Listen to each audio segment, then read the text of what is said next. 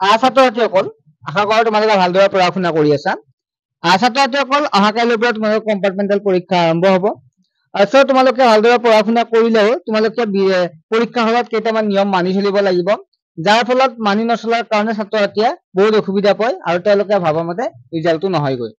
এতিয়া নিয়ম কেইটা যে আমি চাওঁ, তাতে প্ৰথম নিয়মটো হৈছে যে প্ৰথম প্ৰশ্ন দিয়াৰ লগে লগে তুমি যিকেইটা পাৰিবা সেইকেইটা লিখিবলৈ আৰম্ভ কৰিবা। যে প্ৰথম যদি আমি চাওঁ তেনেহলে এইটো তোমালোকে কৰিবা, যিকেইটা পাৰা সেইকেইটা লিখিবলৈ আৰম্ভ কৰিবা আৰু প্ৰশ্ন দিয়াৰ লগে লগে ইফাল সিফাল কৰি নাথাকিবা যে প্ৰশ্ন দিছেহে আমি কৰিম তেনেকুৱাকে ভাৱ নানিবা।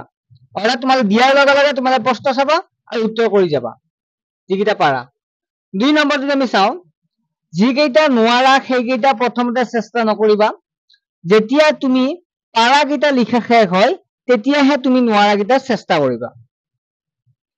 3 নম্বৰটো হৈছে পৰাপক্ষত এটাও প্ৰশ্ন নেৰিবা।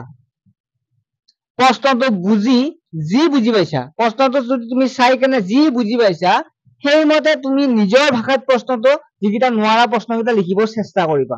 তুমি যি বুজি পাইছা প্ৰশ্নটোত সেইমতে লিখিব চেষ্টা কৰিবা। পৰীক্ষা বহি লোৱাৰ 5 মিনিট আগত বহিখন এবাৰ কিবা ভুল হৈছে নেকি চেক কৰিবা। তুমি চেক নকৰা বহিখন দি নিদিবা, কাৰণ তোমালোকে 1 নম্বৰটো ধৰ 2 নম্বৰ হৈ আছে, এইবিলাক তোমালোকে এবাৰ ধ্যান দি চাবা যাতে কিবা ভুল হৈছে নেকি। তাৰপিছত যদি আমি চাওঁ, সময়ৰ আগত বহীত জমা নিদিবা। যে সময় 3 ঘণ্টা থাকে, তোমাৰ 3 ঘণ্টা আগত 2 ঘণ্টাতে লিখা হ'ল জমা দিল, তেনেকুৱা নকৰিবা। লাগিলে লিখাখিনি এবাৰ ভালদৰে চাবা, যিখিনি লিখিছা সেইখিনি এবাৰ ভালদৰে চাবা আৰু ৰচনাখন পৰাপক্ষত এৰি নাহিবা।